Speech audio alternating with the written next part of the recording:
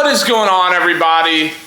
It's your boy John, and welcome back to Gearbox. So today is a big day.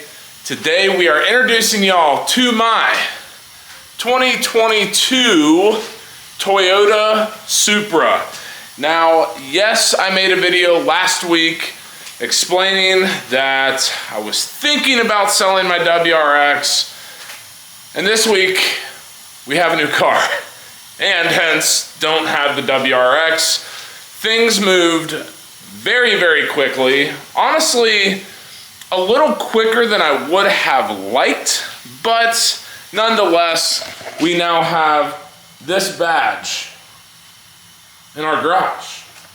And at the end of the day, I don't really care how quick it went because I love this car. This car is something else. It is a complete 180 from the Subaru WRX, but she is beautiful in more ways than one. So really the point of today's video is show you guys a walk around of this car, explain what exactly I got, and yeah, I am really, really, really excited for the content that'll come with this baby right here, my big ass and a tiny ass Supra, but it is going to be awesome. So let's get right into it. So as I said, guys, right here we have a 2022 Toyota Supra 3.0 Premium. I wanted to make sure if I was going to sell my beloved WRX, which I still love, I miss it, but I don't miss it that much.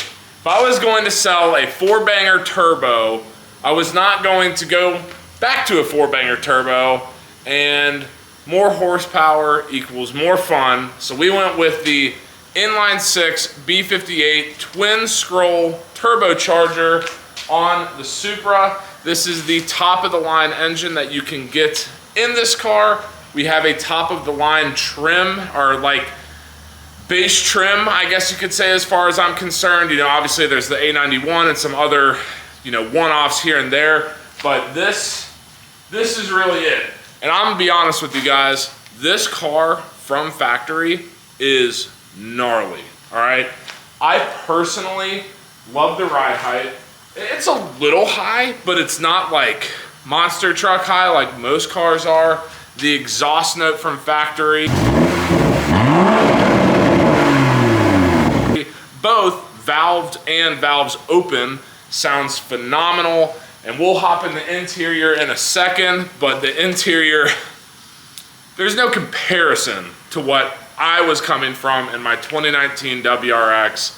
I have had this car for 4 days now, I think. And put it this way, you guys are sitting on top of the F-150 right now. The F-150 hasn't moved in 4 days, and it's not because it's incapable. It's because this thing is awesome. I literally can't stop looking at it. Like, it is crazy that this is in my garage. I never thought I'd have this, and wow, is it beautiful. So what's really interesting about this car, at least as it sits right now, is I really don't quite know where I want to start as far as modifications go.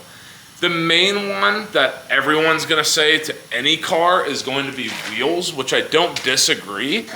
I think these wheels are fine-ish, but if they just did away with the damn chrome there and made it all black, it would be a lot more palatable for me, but I don't hate them.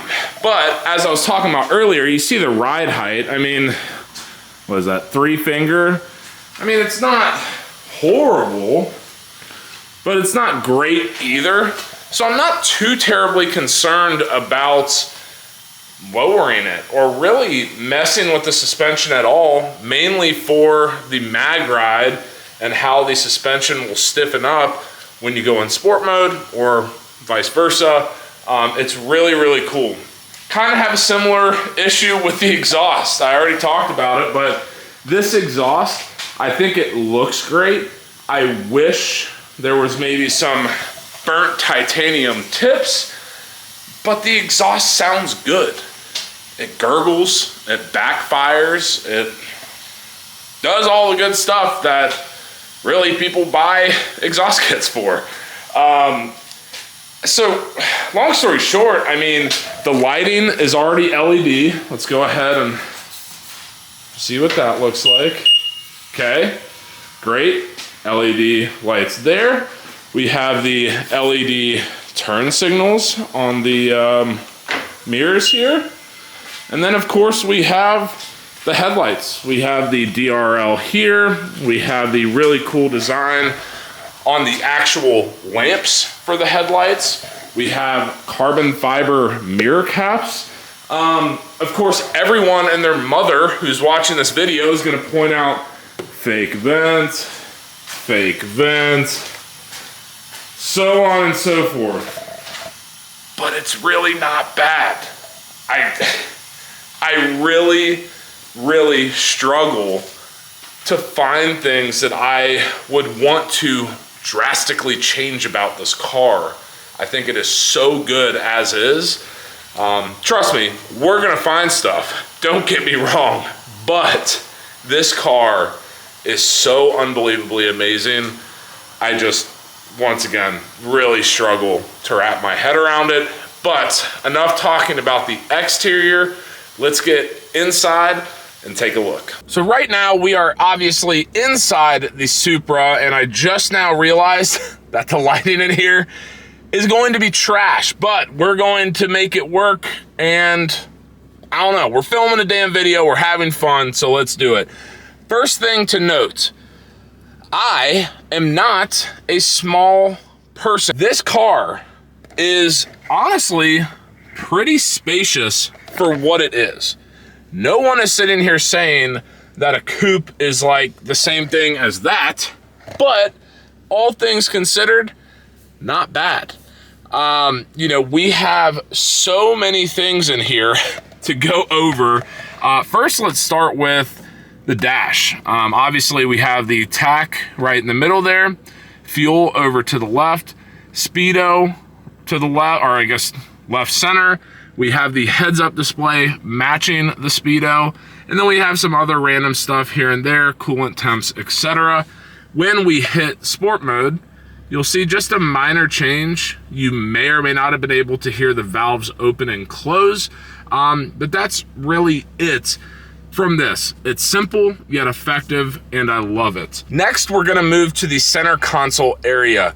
So obviously up top, we have the big infotainment screen, wireless Apple CarPlay. Down below that, well, of course, we have our air vents here. Down below that, we have all of your pre-select radio buttons. And if you don't know, BMW does a thing where if you do a soft touch on the buttons, it'll show you what's assigned there. That's pretty cool. And if you don't know, this car is a BMW. Let's just get that out there. Next, we have climate controls, heated seats, defrost, blah, blah, blah, whatever. And now we get to the fun stuff. So one, we have the infotainment, area here. Go back and forth, do a whole bunch of stuff, blah, blah, blah. Nothing too terribly exciting. But then we have the gear selector. For those who are maybe unaware, or at least in the automatic version, we are paired to an 8-speed automatic. This can be driven both in your standard automatic, no paddle shifters or nothing. And then, of course, you can go paddle shifters. I would say I drive this car, or have driven this car, probably 70% paddles, 30% not, just depending on what I'm driving and how I'm feeling. But either way, either mode, really, really cool. And the transmission is awesome. And guys, this car, she pulls. I believe the standard or published horsepower number on this car is 382 with the 3.0 inline six. Keep in mind the WRX was 320-ish. So pretty considerable jump, lighter car, more nimble car. This thing is a rocket ship. It does not lose power. It's mind-blowing. Anywho, that's that. We do have, unfortunately, when you are not in sport mode, you do have to press this damn button if you don't want to sound like a Prius. And then, of course, we have your electronic parking brake. Pretty standard. 2 cup holders and a little cubby back there.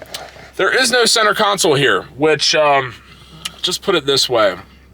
For folks who maybe enjoy concealed carry, this car is problematic. We do have a glove box down here, but she's pretty small and not worth a whole lot.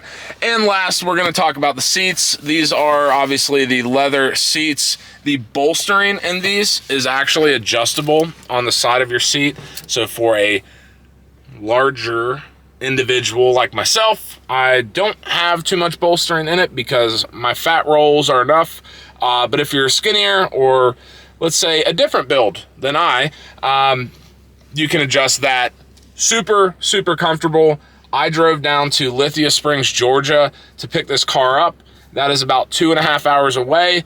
Did the road trip back. Other than the fact that Atlanta traffic just sucks, the drive was awesome. I had no issues in it, and it's really, really, really cool. Trying to think, got subwoofer back here. We have your little, actually let's get out here and take a gander.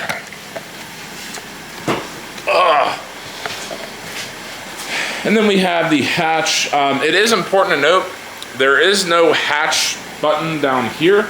You either have to unlatch it from the door or on your key fob, but nonetheless, we go in here. This lifts up. We have the beautiful Supra logo, and yeah. I did buy this car. I probably should have said this earlier. I bought this car used. So this is a one owner, no crash, no nothing. 2022, obviously Toyota Supra. It had about 14,000 miles on it. So as far as, you know, the depreciation and stuff, kind of already gone away, although Supras at this point aren't really depreciating, but that's neither here nor there. So anyway, I just wanted to make a video explaining and showing you guys the new purchase. Once again, absolutely adore this car. It has been an absolute blast. I cannot wait to continue sharing this car with you guys and creating content and, you know, just doing something different. I feel like for a little bit there, I was getting repetitive. WRX, F-150, WRX, F-150. Now we got a new toy, a new thing to play with, so really, really looking forward to it. If you do have any suggestions on non-crazy mods for this car, drop them in the comment section down below. I would love to get some ideas. I still haven't done a whole lot of research on the aftermarket market for this car, but regardless, we're gonna be doing some stuff and I cannot wait. If you like this video and you are pumped about the purchase of the Toyota Supra, give this video a big fat thumbs up. Drop a comment down below. As always, hit subscribe, hit the notification bell. You know the drill. And until next time, peace. 留在自己那张脏乱的床，手摆好姿态对我装上了。